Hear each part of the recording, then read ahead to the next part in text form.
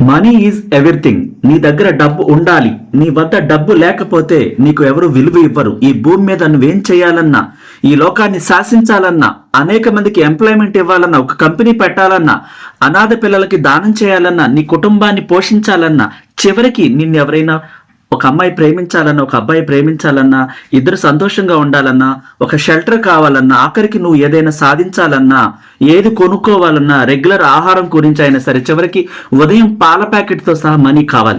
ఉండటానికి ఇల్లు, పిల్లలు, గొప్ప గొప్ప చదువులు చదువుకోవటానికి డబ్బే కావాలి. ఒక దేవాలయాన్ని నడపాలన్నా, ఆ దేవాలయాన్ని ధూపదీప నేపథ్యాలతో నడపాలన్నా డబ్బే కావాలి.